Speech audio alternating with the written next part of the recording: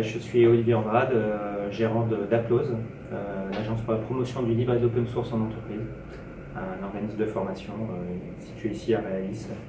Et je suis coach technique, Scrum Master entre guillemets, sur les différents projets. Donc Scrum Master volant, parce on était pas assez nombreux, donc on a circulé sur les différents projets du hackathon. Et qu'est-ce que vous avez apporté à tous ces développeurs Alors j'ai apporté, déjà j'ai commencé par apporter des post-it, des marqueurs et de la pâte à fixe, parce que c'est de l'informatique, mais il y a quelque chose qui est très important dans l'informatique, c'est visualiser ce qu'on fait. Donc je leur ai apporté peut-être un peu d'organisation, essayer de dessiner des écrans pour ceux qui étaient porteurs de projets, dessiner des écrans, les mettre avec de la pâte à fixe sur les murs, mettre des post-it avec les priorités, ce qu'on veut faire prioritairement sur le projet, pour que les développeurs, les codeurs puissent regarder, s'arrêter de temps en temps et se dire est-ce que je suis dans la bonne ligne pour réaliser le projet. C'est grosso modo lever la tête de l'écran en fait. Ouais. Et se demander à chaque fois est-ce que je suis dans la bonne direction, dans la bonne voie par rapport au projet. Et vous avez parlé d'Applose. Oui. En quoi ça consiste, grosso modo, votre métier?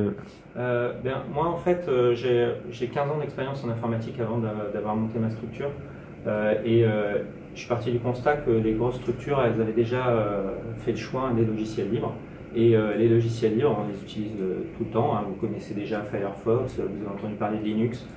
Grâce à Windows et les failles, les ransomware qu'on a aujourd'hui, je pense que je vais avoir beaucoup de travail ces prochains jours pour former les personnes sur Linux et sur ces différents produits.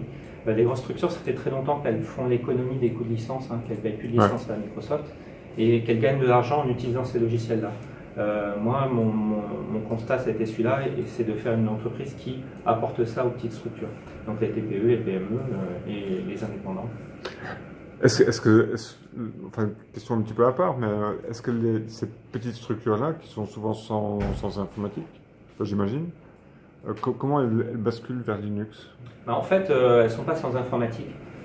Surtout quand on travaille dans la relation B2B, hein, professionnel à professionnel, on a forcément besoin à un moment donné de faire de la facturation. Donc forcément on a besoin d'un logiciel de facturation. Ouais. C'est une obligation légale, hein, à partir du 1er janvier 2018, on sera même obligé d'avoir un logiciel de caisse certifié ou en tout cas avec lequel on ne peut pas faire de fausses factures, etc.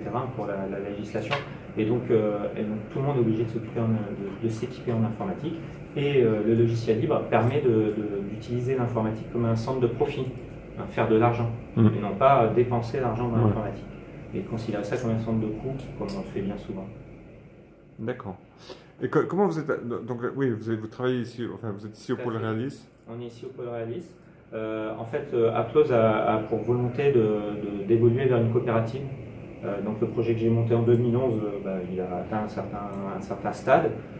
J'ai embauché une personne sur Bordeaux qui s'appelle Aurélie.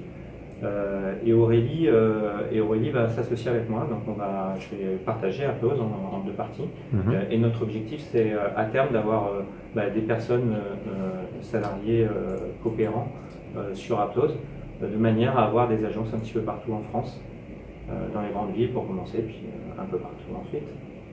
Et donc, le pôle Réalis, ils vous ont mis sur la hackathon directement ou comment ça s'est passé? En fait, ils me connaissent bien, je suis là depuis l'année dernière. Et donc, moi, je suis un petit peu un touche-à-touche. Je touche un peu à l'impression 3D, je fais un peu de CAO, un peu de logiciel de gestion, du site internet, de la boutique en ligne. Donc voilà, donc je suis un peu sur tout ce qui est Fab Lab, etc. Et donc, forcément, naturellement, dès qu'il s'agit d'encadrer le hackathon, surtout que j'ai des compétences en gestion de projet, notamment en gestion de projet agile, forcément ils ont pensé à moi. D'accord. Donc j'encadre les projets techniquement et en même temps je vais faire partie du jury en fin de journée.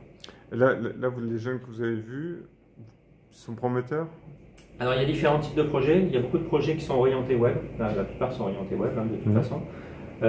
Les projets sont de deux ordres. Il y a des projets qui sont sur la base de logiciels existants, comme par exemple le logiciel WordPress pour faire des sites internet. Donc là, il y a pas mal de customisation, de briques à mettre ensemble. Ça, c'est pas toujours facile. Donc il y a une recherche à faire et choisir les bonnes extensions, c'est pas toujours évident. Donc là, il y a une difficulté. C'est un premier type de projet. Et il y a un deuxième type de projet, c'est du développement, du développement à proprement parler, où là, on va partir ce qu'on appelle un framework, un cadre de développement, et développer dessus tout le projet. Donc c'est vraiment deux catégories de projets qui à mon avis, se démarquent sur ce hackathon. Il y a même peut-être un troisième type de projet avec des développements sans framework, donc from scratch comme on dit, qui du coup vont peut-être pas arriver au même stade de visualisation de projet, mais nous on sait ce qui a été fait en termes de code et en termes de travail. D'accord. Et les jeunes, les développeurs en l'occurrence, vous pensez qu'ils sont prometteurs? Oui. Ouais. Oui, je pense qu'il y a quelques. Alors, forcément, il y a un peu de tout en termes de niveau, mais je pense qu'il y a quelques têtes que j'ai vues qu'on va revoir ces prochaines années, certainement dans les hackathons, et puis probablement sur des projets de start-up dans la région. Le hackathon en un mot, pour eux, je pense que c'est fatigant.